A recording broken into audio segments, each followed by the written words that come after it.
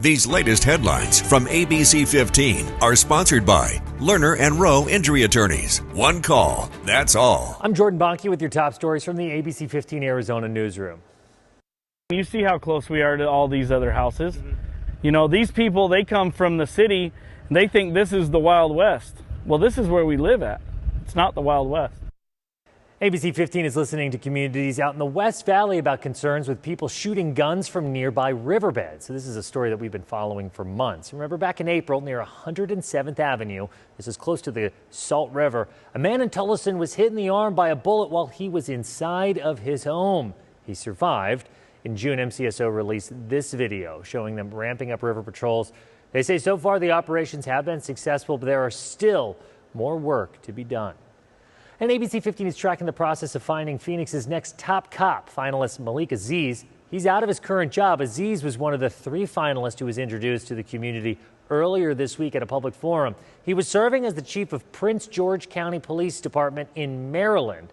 When asked if Aziz resigned or retired, county officials did not give a clear answer.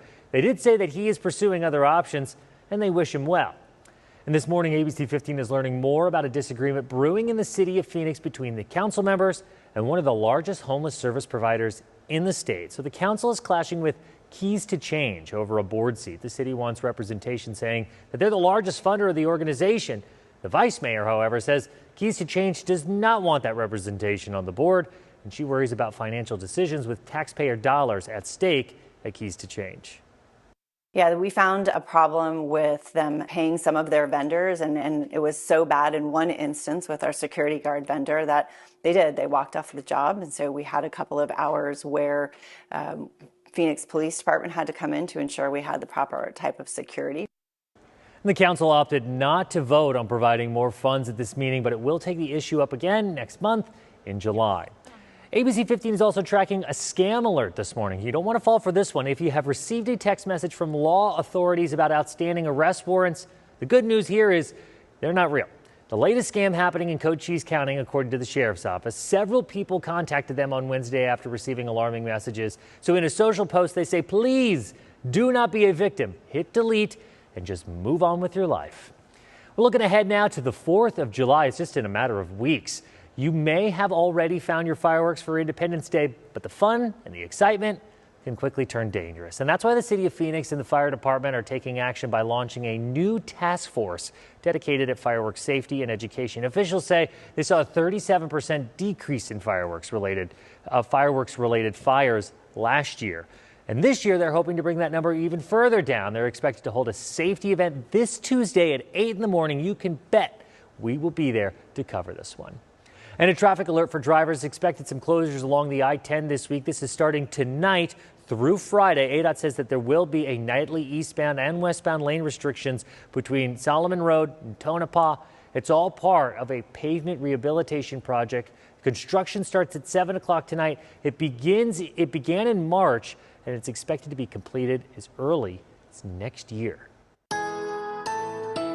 Hey, a very happy Sunday to you. Jordan Bonke with your most accurate forecast. Already this year, we've had 5 days over 110 here in Phoenix. You know, the average right now is around 21. The old average used to be 13. We broke a record last year all the way back in 2024 with 70 days over 110. The average last day is around the time you really wish college football will get going, and that's on August 26. Here's what the highs look like around our community today. 85 in Page, 73 in Flagstaff, 101 in Phoenix. Watch closely here. This is the possibility for monsoon storms going into the coming days. Really not a whole lot of green over the central part of our state. It's mostly in West Texas and New Mexico. It has to move about 50 to 100 miles west for us to get increased chances. Fingers crossed. However, there is some red flag warnings for the northeast part of the state, something to be aware of. And here, let's stack it. 101 getting hotter as the week goes on. Really nice up in the high country. For the latest headlines, weather, and traffic, you can head to ABC15.com or download the always free ABC15 mobile app. Thanks for watching.